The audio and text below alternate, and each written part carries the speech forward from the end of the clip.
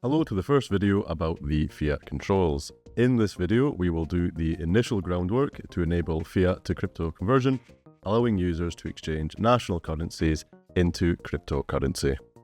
This feature is available to operators using cloud, enterprise, or on-premise boost plans. For detailed instructions on the Fiat Controls, please see the documents linked in the description. The first step is to ensure that the Fiat Controls are enabled. Logged in as the operator, head to the controls, into General, Features, and ensure that this Fiat Controls button is selected. Next up, into Assets to add the Fiat asset. So find it on the sidebar, this green button in the top right, the middle tab for Fiat assets. You can search the list for what you desire. If your desired currency isn't already supported, please get in touch with the support@HollaEx.com email to have it added. So review the asset.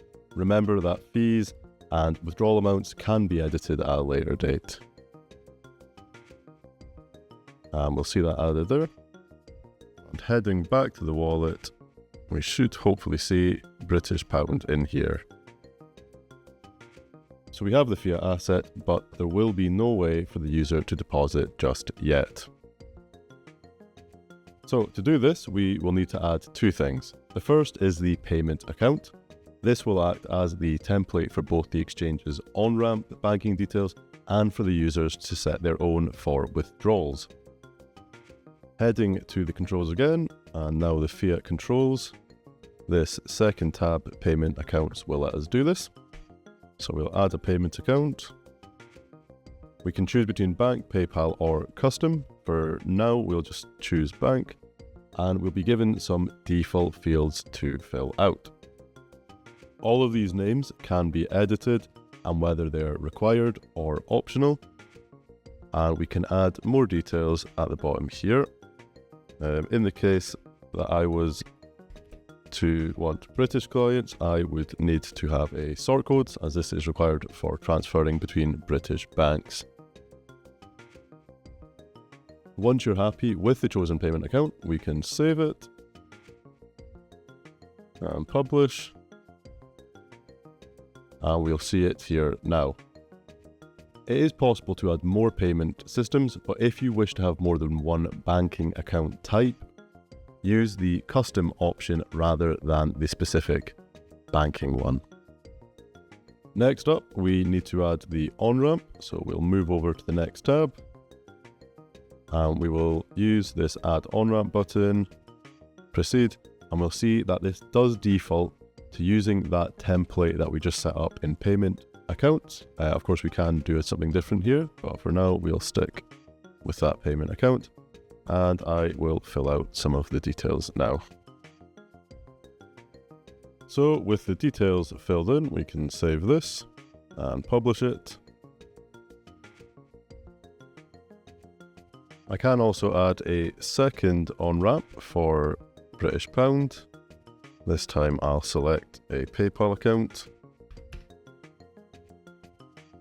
Save and publish that as well. And now we can see we do have two payment accounts for British pound. Heading back to the wallet now, give it a refresh. Going into the deposit page, we can see we have two options for depositing British pound.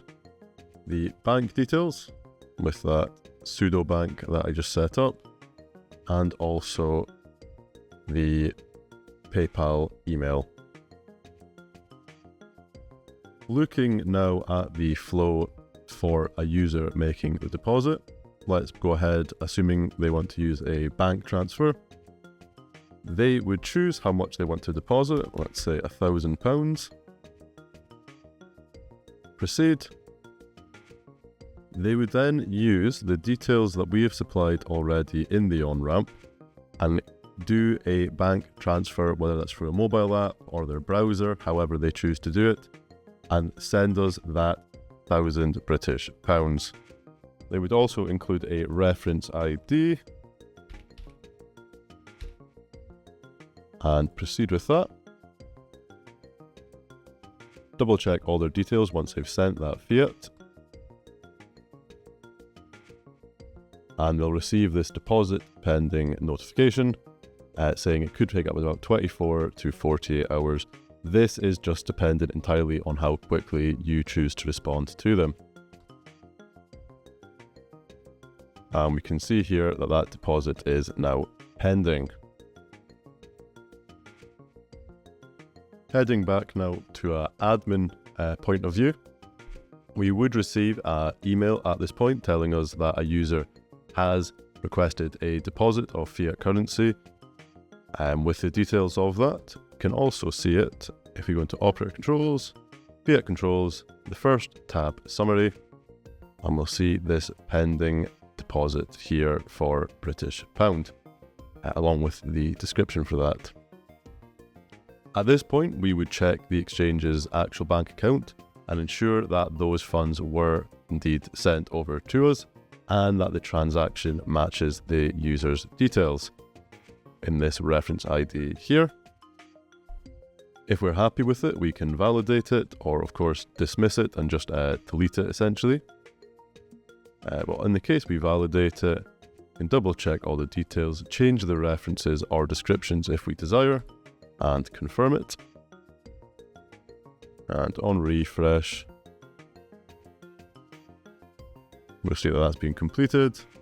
And if we go back to the wallet, we can see that now instead of the 1,900, there is indeed 2,910 British pounds in that user's account.